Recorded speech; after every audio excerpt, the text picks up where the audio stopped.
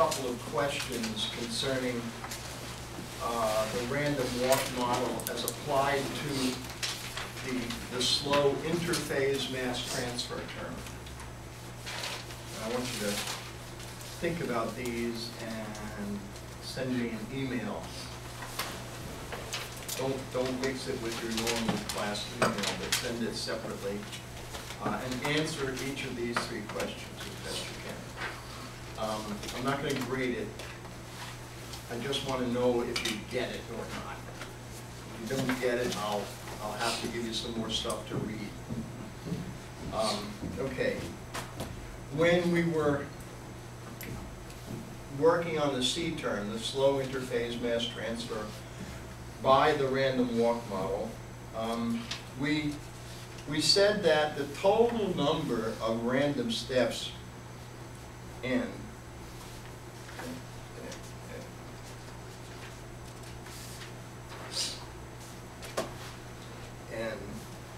could be taken as 2 times NB or 2 times NF. Why is that true? It is true, but why is it true? The question's not, is it true? It's, why is this so? Why can we do this? In the same derivation, we estimated the number of forward steps as being equal to the length of the column divided by the average interstitial velocity times the time it takes to do a single forward step. Why is this valid? It's true, but why is it valid physically? And the third question is,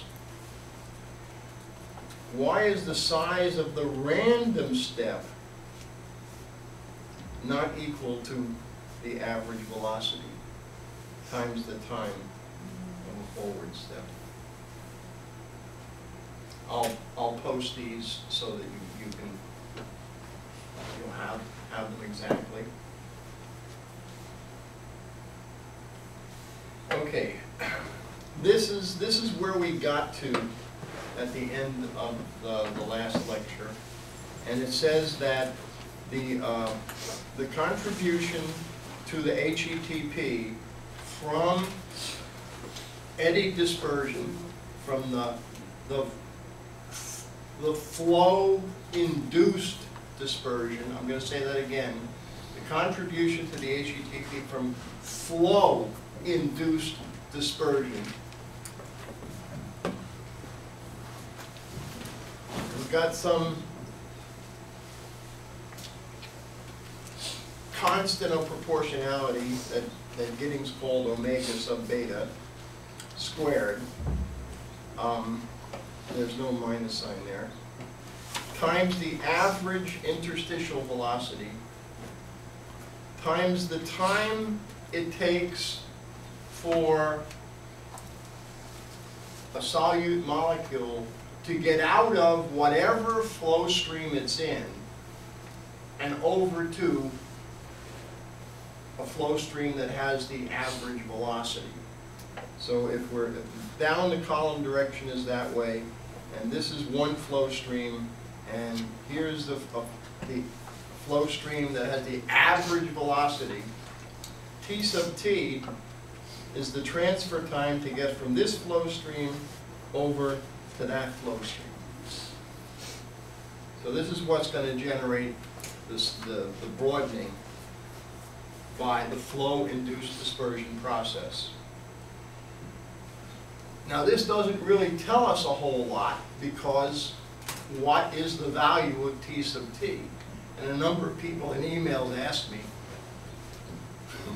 where do you get T sub T from? And that's actually the next part of the problem.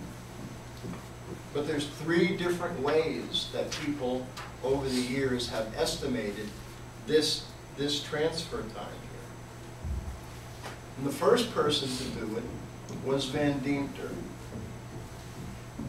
And what Van Deemter said was that the time it takes to get from here to here from the flow stream that you happen to be in to the average flow stream is controlled totally and completely by convection, by the movement of the fluid, the gross convective flow of the gas or the liquid, whatever is the mobile phase. So I'm going to call this the Van Deemter approach. And I'll also call it the classical approach, because it was the earliest.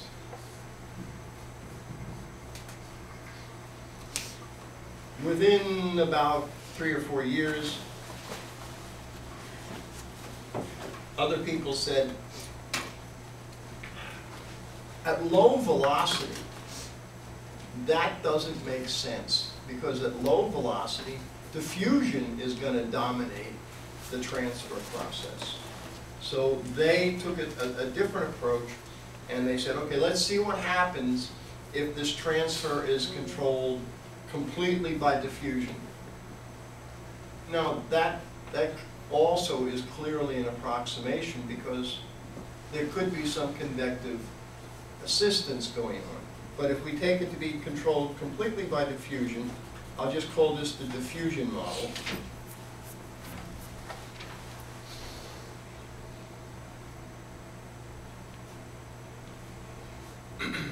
Then in the late 1950s, Giddings said, well, there's a pretty simple way to deal with both of these transport processes happening simultaneously.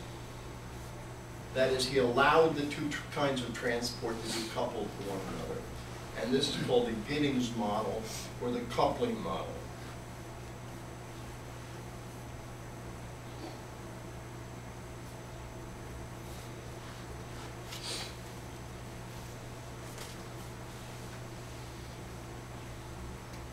Since this is the more complicated one, we'll do it last. So the first model is T sub T is controlled completely by convection. If it's controlled completely by convection, you better not see a diffusion coefficient, right? So here's what they said. Here's what Van Deemter said effectively. This transport time is equal to some constant of proportionality times the particle size. This represents the distance that the two flow streams are separated by.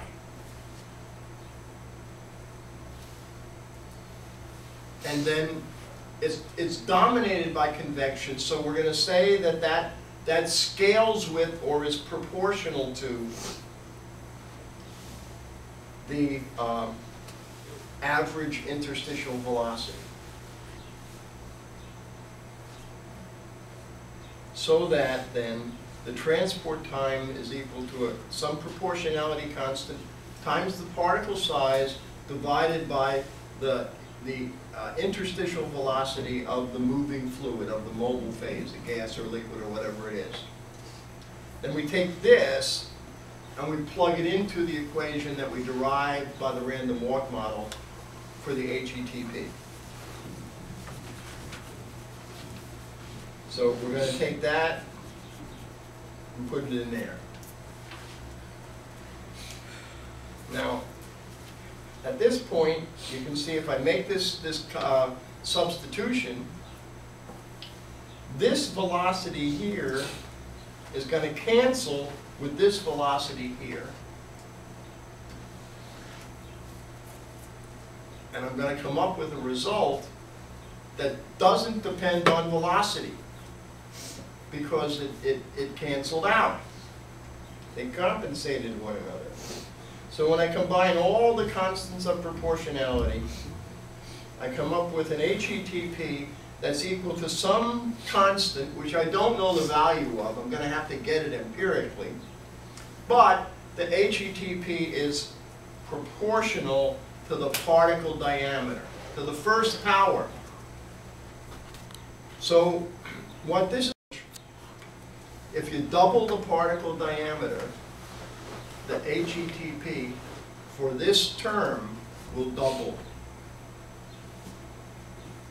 Now, Van Deemter didn't exactly derive it the same way, but he came up with an equation which he wrote as H equals 2 times some constant of proportionality lambda times the particle size. So clearly, lambda over 2 is going to be equal to, it's going to be, there's no dp there. Lambda over 2 is this bunch of constants according to the Giddings approach.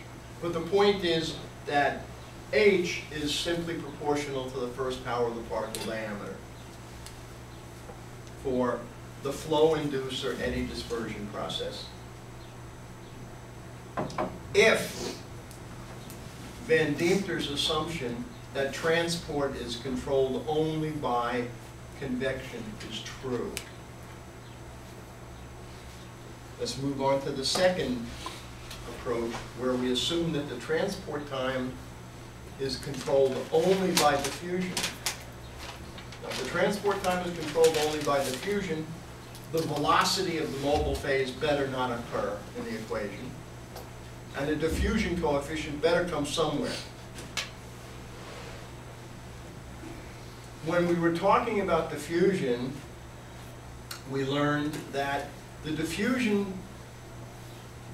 the square of the diffusion distance is proportional to 2 times the diffusion coefficient times time. So we say that the diffusion distance is proportional to the particle diameter. We don't know the proportionality constant, but this thing in parentheses says units of distance. So we have to square it and divide it by the diffusion coefficient, and we throw in the 2 for sigma squared equals 2 dt, and this gives us an estimate of the transport time it would take to move from one flow stream to the other only by diffusion. So then we take this and we plug it into the eddy dispersion equation for the AGTP. So we're going to take that and put it in there.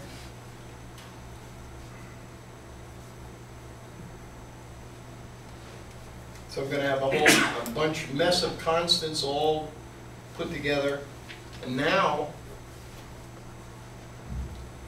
I have the particle diameter squared times the velocity to the first power divided by the diffusion coefficient. And so it's saying that the contribution to eddy dispersion, if diffusion is the sole transport process between flow streams, goes with the square of the particle diameter. This obviously disagrees radically with the first model, which says it goes only with the first power of the particle diameter.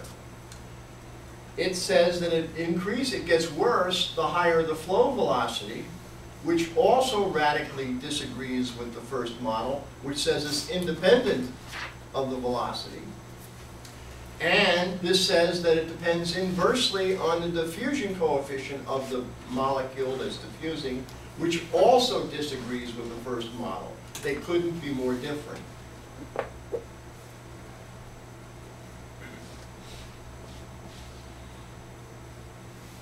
And this business here looks an awful lot like what we derived when we did the C term. In fact, it's not really very different from the C term. And if this were the dominant mechanism of mass transfer between flow streams, you would have a hard time telling the difference between this and simple interphase mass transfer. So we lump all that stuff together, and so we say that this H, this contribution, is proportional to that collection of terms. Now, Giddings then came along maybe another 2 or 3 years after the diffusion model was put out, and he said, both of these things are going on simultaneously.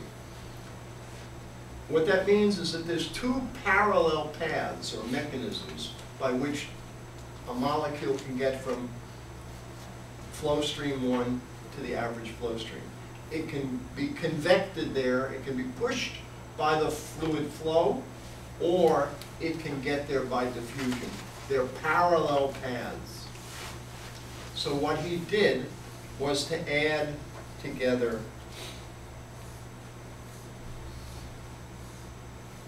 this result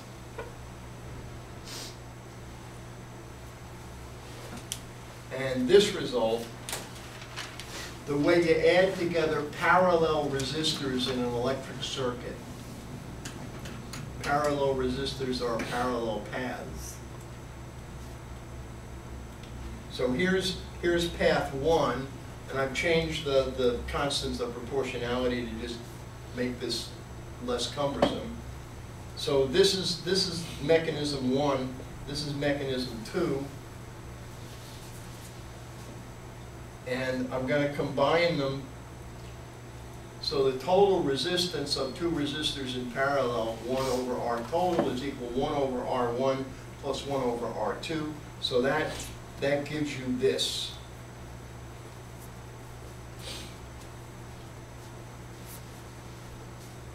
Now even this is a bit messy to write. So a little while later, when John Knox had invented the reduced parameters, you can apply the reduced parameters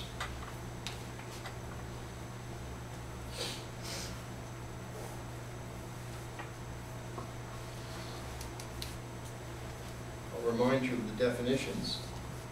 To that last equation, here's the parallel combination, and if we multiply it out, there's the equation for the coupling or Giddings theory in reduced parameters. So this is a constant, this is a constant, and this is a constant. So this has the form A nu over B plus nu. Well, if you look at this form, at very, very, very low velocity, where nu is less than b, it says that H total is simply proportional to the velocity. So that's the low velocity limit of the coupling equation. And the high velocity limit, where nu is way bigger than b, we have A nu divided by nu, so that's just A. So that's a constant. So the high velocity limit is just a constant independent of velocity. If I plot that up, that's the coupling theory there. At low velocity, it's proportional, it curves over, and then it eventually becomes flat. Here's the classical theory, the Van Deemter. Just a flat line. And here's the diffusion theory, or the diffusion model.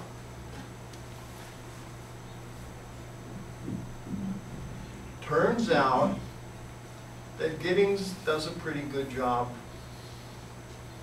of fitting the real data. Not great job. It seems to work better for gas chromatography than for liquid chromatography, and we'll address specific equations for liquid chromatography a bit later on.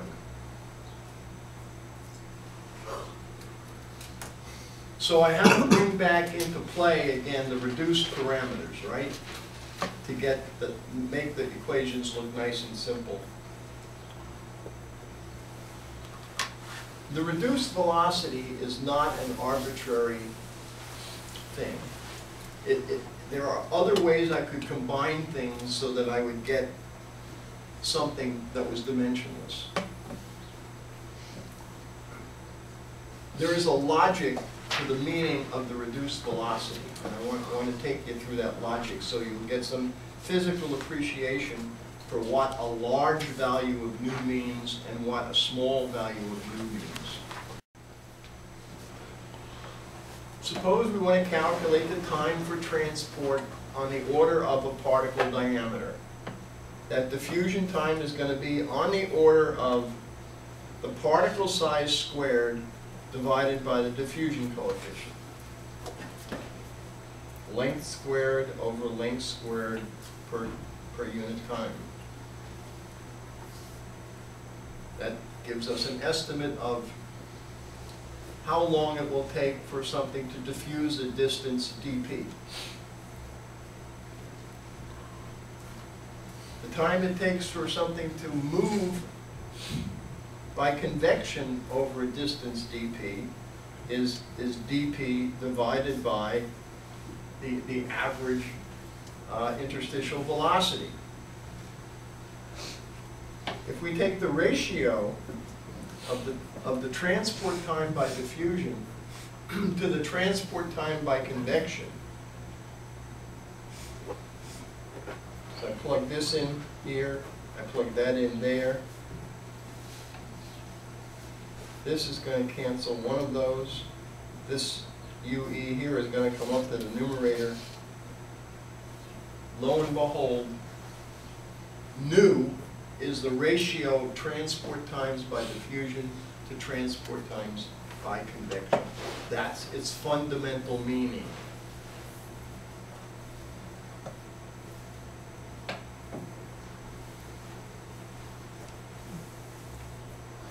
So, when nu is small,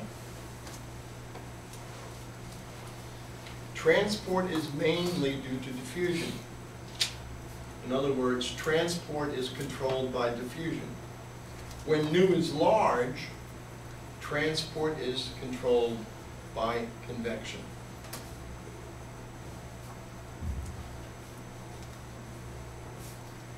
Think about the plot of h,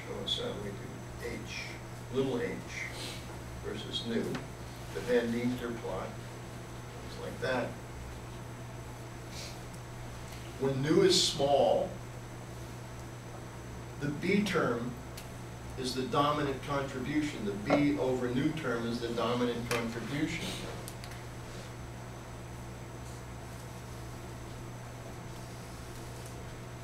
You're over here.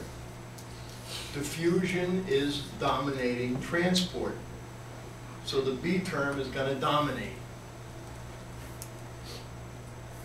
When you're at high reduced velocity, you're over here. This term has effectively dropped away, and your dominant term is your C term. So when you're over here at high reduced velocity, transport is being dominated by convection. So low nu, diffusive transport predominantly, high nu, convective transport predominantly. That's why this is so helpful, and why you don't have to memorize very many values of it to know where the minimum is. Okay, let me move on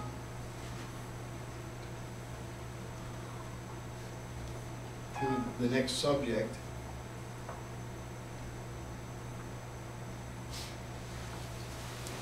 But before I do that, I want to pose to you another problem.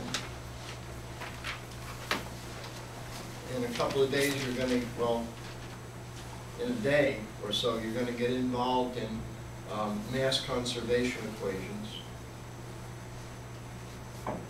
So I want you to work out a very simple mass conservation equation. Here's a cell, a volume. Think of it as a beaker. And you got flow in, and you got flow out.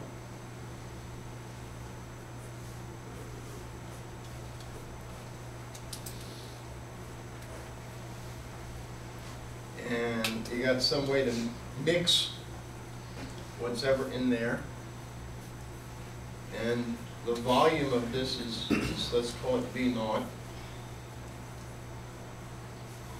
And the cell is going to be completely full of some liquid, let's say a liquid. And the flow in is going to be F, and this will be volume per unit time. And the flow out will be the same thing.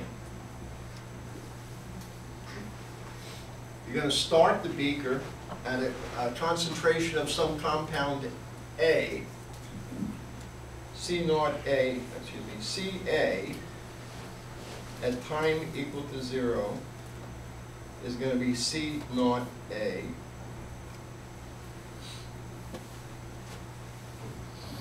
You can assume that the mixing is instantaneous. So whatever, even though you've got flow in and flow out, whatever is in the cell is always homogeneous.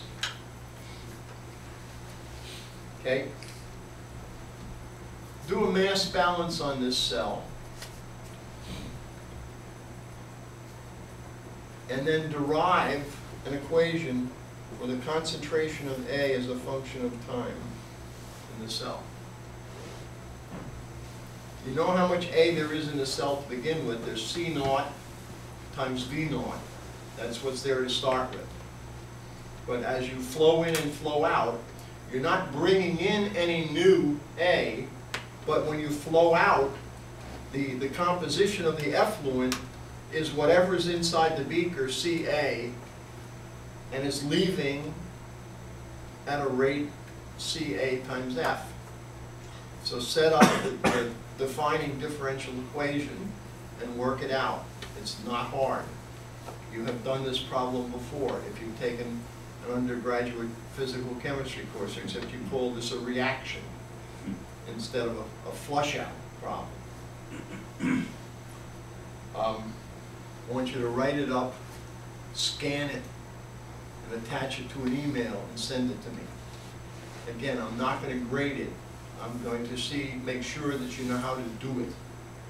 Because you're going to have to do problems like this, or see problems like this in class, and you need to understand this one. Okay.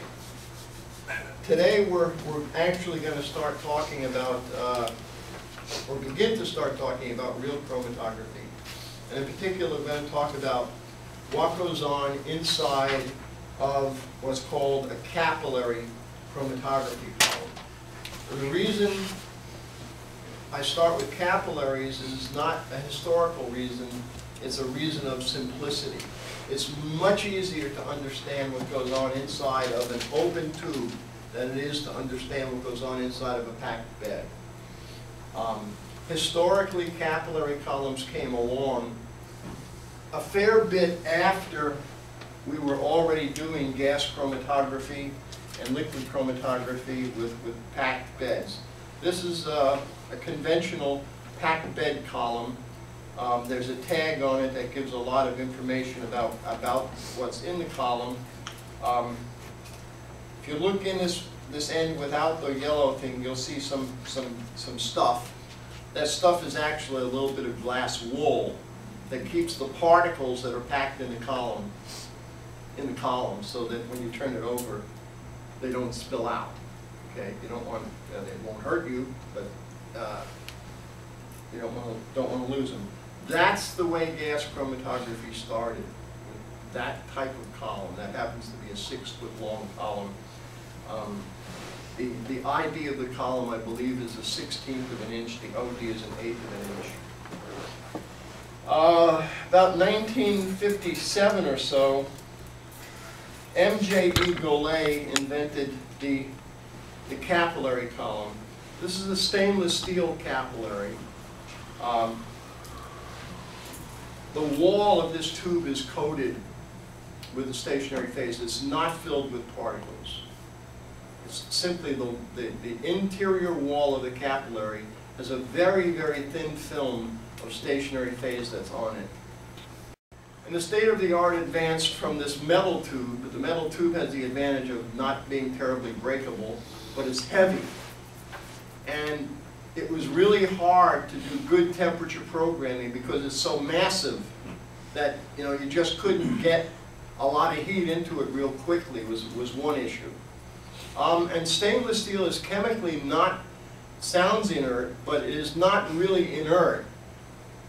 when it's heated up to, say, 300 degrees centigrade, and you're injecting, you know, nice, fragile organic compounds, if they get to the surface of the stainless steel, they're toast, literally. Okay, you don't want that to happen.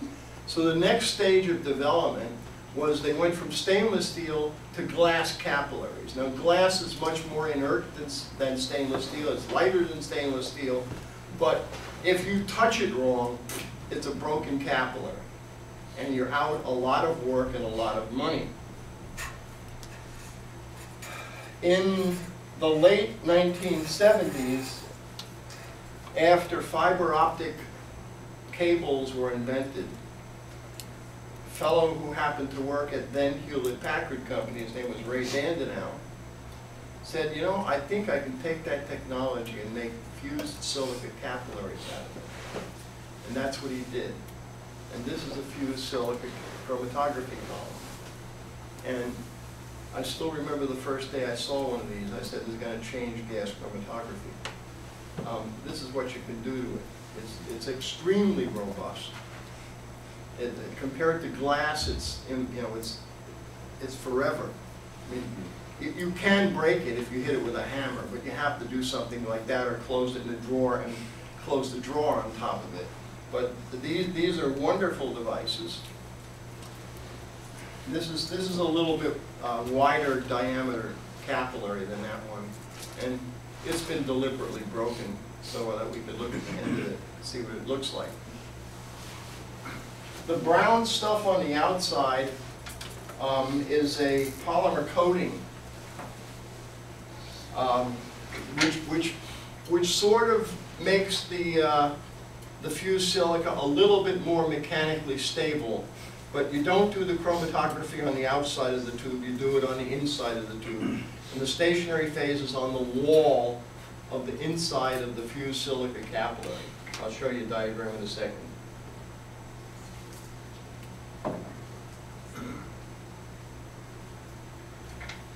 Okay, let me go there now.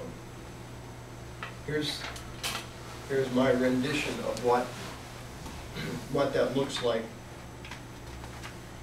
This is what we call wall-coated open-tubular chromatography in a capillary.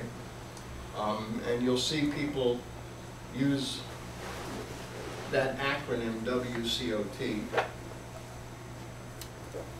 So the basic element of this is silica. So you have a fused silica capillary. The diameter of the ID of the capillary is what matters chromatographically. And you can get these with diameters ranging from about 50 microns on up to about 500 microns. 50 microns is really pretty darn narrow.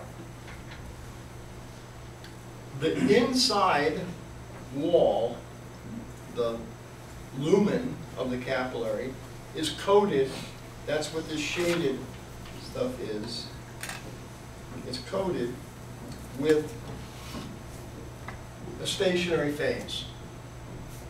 The film thickness in general would run from about 1/10 of a micron on up to 5 microns.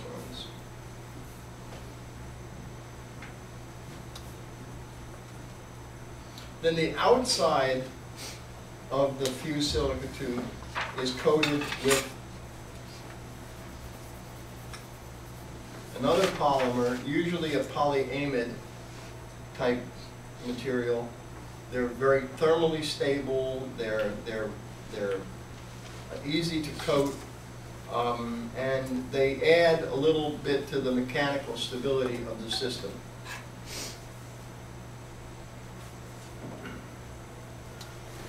The terrific things about silica are, fused silica are A, chemically it's very, very inert. It doesn't cause decompositions much. It'll only do it when you don't want it to. And it's mechanically very stable. And it's pretty easy to get a film of polymer on it And it's also possible to chemically covalently bond that film of polymer to the silicon, which is also an important characteristic. So we're talking about chromatography inside here. And by the way, if one does capillary electrophoresis, basically you use the same thing, except you don't bother with the stationary phase. But we'll get to that when we do capillary electrophoresis later on. Now, in order to understand this device, we have to understand the physics of flow inside a tube. And we're going to use cylindrical tubes. That helps a little bit. People have solved the problem for rectangular tubes and for hexagonal tubes and whatnot, but nobody who does chromatography could care about that. The fundamental equation of flow in general is an equation known as the Navier-Stokes equation. And the Navier-Stokes equation is nothing more than Newton's second law of motion applied to a fluid. So we're going to talk about viscous flow, and in particular, one particular solution to the problem of viscous flow is what's known as the Hagen-Poiseulle flow equation. This is the fundamental equation of fluids in capillaries. Later on, we're going to get into, as I sort of foreshadowed here, the mass conservation equation in an open tube. And these will lead us ultimately to equations for the HETP inside the tube. Now, in about a day and a half, we're going to get to this equation known as the Aris-Taylor dispersion equation. And this is effectively the broadening coefficient. It's an effective diffusion coefficient or dispersion coefficient when you have Hagen-Poiseulle flow inside of an open tube. What this equation is telling us is that the broadening acts like diffusion. Acts like diffusion. This is a pure diffusion coefficient. This number here is a dispersion coefficient, but it acts like diffusion. But it's diffusion that has a velocity dependence. There's the velocity. We're working on understanding where this comes from, because if we can't understand where this comes from, we will not understand broadening in an open tube. So we won't understand capillary GC or capillary LC. The Golay equation is actually slightly more advanced than the Aris-Taylor equation because it allows there to be retention on the wall of the tube. This equation makes no mention of retention factor because it assumes there's no stationary phase on the wall. Golay solved the same problem, but he said, oh, there's retention on the wall of the tube. Hence, we have these dependencies on the retention factor, and we can then convert this dispersion coefficient into an HETP. So this final equation here is really what we're headed towards. So the idea is we want to understand where does this equation come from, and we will then understand broadening. Now look at this equation. There are no fudge factors in it. There are no adjustable parameters in it. Everything in it is chemically measurable. There's a diffusion coefficient, radius of the tube, there's the velocity, there's no omegas, there's no lambdas, there's no alphas. And this equation works. You can predict the magnitude of the HETP without fitting any data. once you know the diffusion coefficient, the velocity, the retention factor, and the radius of the capillary. So this is what we're trying to get to. But to get here, we have to understand the physics of the flow inside the tube. So that's what we'll start to get into on Friday. I would like those back. On the table.